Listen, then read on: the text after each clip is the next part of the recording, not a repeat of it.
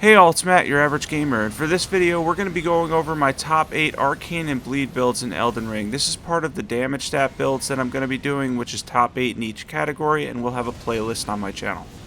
We're going to start with number 8, Dragon Breath. Now, Dragon Breath incantations I'm not a huge fan of because typically they have a long wind-up time, and some of the faster bosses they're not nearly as good against, however, they can be quite powerful too.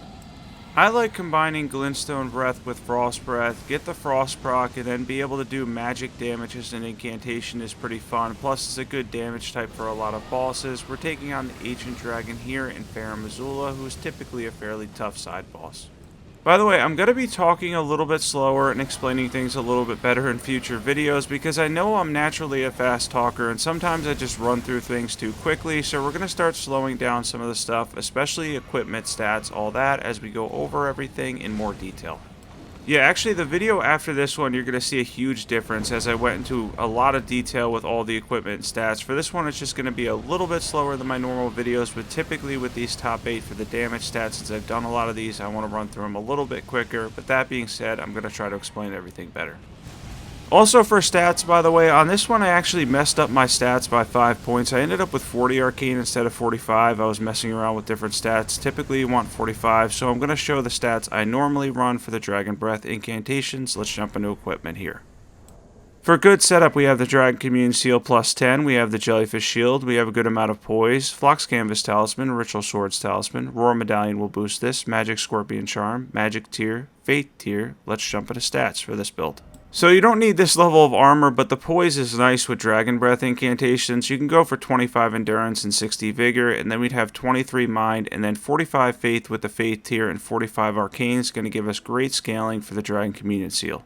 And then we're using Golden Vow and Hellish Rebury to boost our damage by a total of 40%, and then we're going to be using Glintstone Breath, and I was using Frost Breath too. The next one's a personal favorite, and a weapon I know a lot of people love in Eleonora's Poleblade. This is a powerful Arcane and Dex weapon. Now, it does lean slightly more towards Arcane for the bleed and the fire damage part, and the physical damage component will scale with Dexterity.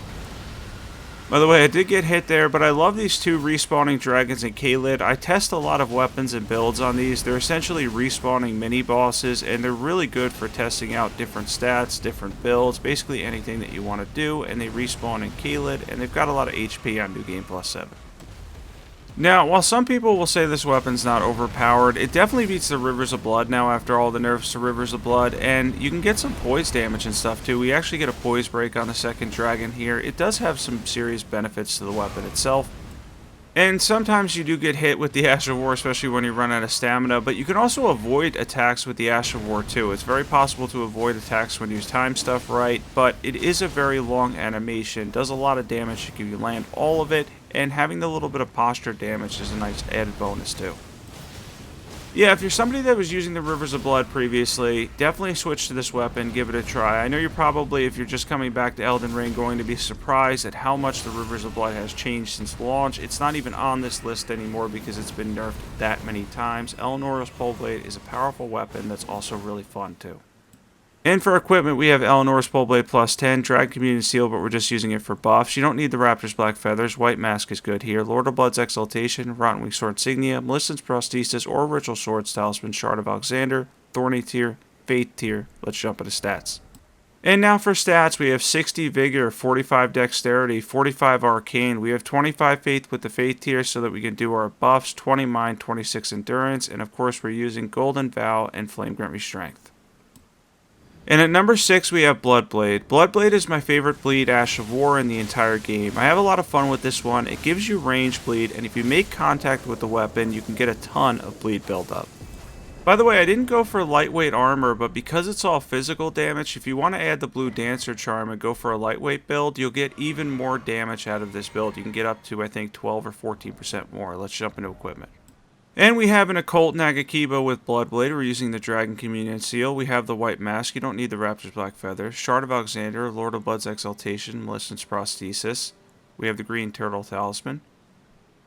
And then we have the Thorny tier, Fate tier. Let's jump into stats for this one.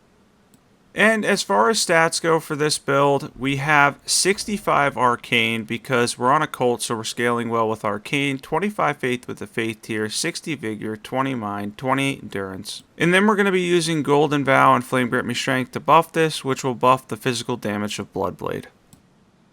And at number 5, we have another popular choice in Bleed and Frost. For this, you can have an offhand cold Scavenger Curve Sword. I chose the Scavengers here so we can have one stat investment. And you don't have to worry about investing too much in that one because it's mainly for Frost. And then go heavily in Arcane and get some good bleed build up too.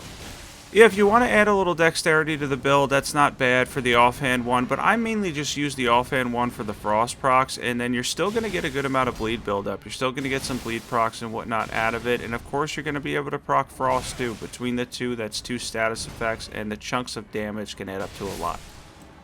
Now this has a direct upgrade if you're going to run Bleed and Bleed, but for me, I have more fun with Bleed and Frost, and it can be a little bit more of a challenge to run it this way too. Let's jump into equipment for this awesome build and setup and go over everything. For equipment, we have 1 Scavenger Curve Sword on a Colt with Seppuku, 1 in Cold Affinity with Chilling Mist, any seal for buffs, White Mask, Raptor's Black Feathers, Melissa's Prosthesis, Lord of Blood's Exaltation, Rotten Wing Sword Insignia, Claw Talisman, Thorny Tier, Faith Tier. Let's jump into stats for this build. And for stats, since we went with the Scavengers for our bleed one, we have 65 Arcane again, 60 Vigor, 20 Mind, 28 Endurance. And for buffs, we're going to be using Golden Vow and Flame Grant Me Strength. By the way, for this build, I have 23 Dexterity because I was running Melissa's Prosthesis, but I was also using the same build for the Nagakiba setup. You can run both. And at number 4, we have Marais Executioner Sword. This one's really good for building up on successive attacks, and with just 2 buffs here in our tier, we're able to absolutely destroy the Black Knife Assassin. This also works well for enemies with low poise as it can knock them down, Melania included. Let's jump into equipment for this build and setup. For equipment, we have Marais Executioner Sword plus 10, any seal for buffs. We did hit 51 poise here. Then we have the Godfrey icon because it's chargeable, Rotten Wing Sword Insignia, Melissa's Prosthesis or Ritual Swords Talisman, Shard of Alexander. And then we have the Thorny tier, Faith tier, and for this one, instead of Flame Grant Me Strength, I was using Blood Boil. Let's jump into stats. And for stats, we have 60 Vigor, 40 Strength, but we're getting the 60 Strength when we're two-handing this with a 1.5 times bonus. We have 45 Arcane, 25 Faith with a Faith tier. And then if you have enough Faith for it, you can use Howl, but I was using Blood Boil instead to save some points in Faith. And the top 3 are all pretty close, but at number 3 we have Mohgwyn Sacred Spear, an absurd weapon that does a crazy amount of fire damage and a ridiculous amount of bleed buildup on its Ash of War. It truly is an absolutely absurd weapon, there's no question about it. Mohgwyn Sacred Spear is one of the most broken weapons in Eldenring, and the Ash of War, by the way, I ended up using the same stats that I used on the next clip, which is going to be the Gargoyle's Twinblades, but typically speaking, the Ash of War is mainly Arcane. Yeah, you're mainly going to be pulling from your Arcane stat when you're using the Ash of War, which means you can pump it all the way up to 60 and 80, and don't even really worry about strength too much, and you'll get massive damage at a Blood Wound Ritual. Yeah, with this one, you can really pump up Arcane and get a ton of fire and bleed damage out of the Ash of War. It truly is an incredible weapon. We have Mohgwyn Sacred Spear plus 10. You could use the Dragon Communion Seal here. It would be more fitting. We have the White Mask. You don't really need the Raptor's Black Feathers here. We have Lord of Blood's Exaltation, Ritual Swords Talisman, Fire Scorpion Charm, Shard of Alexander, Flame tier, Fire tier I call it, Faith tier for buffs. Let's jump into stats. Now for stats, we have 60 Vigor, we have 60 Strength when we're two-handing this with 45 Arcane, but if you're mainly just using the Ash of War, you can go lower Strength as long as you have the requirements for a two-handed and about 60 Arcane for massive damage, and we're using Golden Vow and Flame Grant Me Strength to buff this. And at number 2, we have the Gargoyle's Twinblades. This is a really popular weapon. It's very good in terms of the Twinblade category. I don't like splitting stats, so you probably know what number 1 is going to be on this list. But overall, the Gargoyle's Twinblades seem to have an advantage over the other Twinblades with decent strength scaling and some good damage. That being said, I do prefer curved swords over Twinblades. I seem to get more damage out of them. I also hit better with them in general, but Twinblades are just as good. All the jump attack bleed builds you can't really go wrong with because you're getting a ton of bleed build up and a good amount of damage in between the procs too. By the way, I did how to make your own faith build. I'll attach that in the description below. It ended up being a really good educational video. A lot of positive comments on that one. Next up, we're going to be doing how to craft a really powerful Arcane build and talking all about Arcane, soft caps, everything you need to know there. I can't wait for that video. It's going to be really good.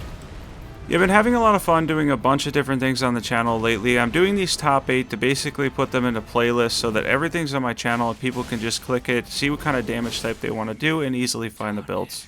And the hybrid builds, I know people are looking forward to those. That's going to be this upcoming weekend, the weekend after this one. I'm going to take my time on that one because split damage is really hard to do. That's going to take a little extra time, and I want to make them really good. So that'll be the weekend after this one. Let's jump into equipment for this build. Apparently drink some health first. We have 2 Gargoyle Twinblades with seppuku on them in Blood Affinity. We should be using the Dragon Communion Seal. We have the White Mask, Raptor's Black Feathers, Lord of Blood's Exaltation, Rotten Wing Sword Insignia, Melissa's Prosthesis, Claw Talisman, Thorny Tear, Faith Tear. Let's jump into stats for this one. Yeah, all bleed builds basically have the same talisman setup. You can replace one of the successive attack talismans with Ritual Swords Talisman if you stay at full HP. That way you can do it on base new game. And same stats as before, 60 Vigor, 40 Strength, 45 Arcane, and we're using Golden Vow and Flame Grant Me Strength to buff this. And number 1 on this list, and no surprise to many of the people that follow my channel, is the Scavenger Curved Sword Bleed build because you don't have to split stats, you can heavily invest in Arcane, easily hit 60 Vigor and 51 Poise, and all around it's a fantastic build. All around, one of my favorite builds, no doubt about it. The Scavenger Curved Swords are really good, especially when you're capping between 125 and 150. A lot of people that play in the meta levels, having that one stat requirement is super helpful. In a second here, we're going to go over equipment, stats, and everything you need to know. For equipment, we have 2 Scavenger Curved Swords on a Colt with seppuku. We're actually using Dragon Communion Seal here, which is good. We're only using it for buffs, though. White Mask, Raptor's Black Feathers, Ritual Swords Talisman, or Melissa's Prosthesis. Then we have Lord of Blood's Exaltation, Rotten Wing Sword Insignia, Claw Talisman, Thorny Tear, Faith Tear, and that was Mohgwyn Shackle, by the way, if you're wondering what that item is that stuns him. Also, when you stun him, his hitboxes change. You've noticed the first 2 jump attacks, I missed a lot of them. That can happen when you use the stun, but it is super helpful overall. We have 65 Arcane and the same stats that you would need in order to run the Nagakiba build too. 60 Vigor and 20 Mind, 28 Endurance, Golden Vow, and Flame Grant Strength.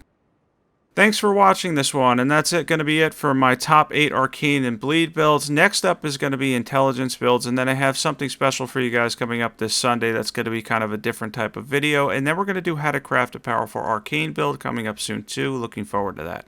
Be sure to sub, definitely join the Discord too, it's in the pinned comment below. I can't wait for the future of this channel and DLC, and I will catch everybody soon.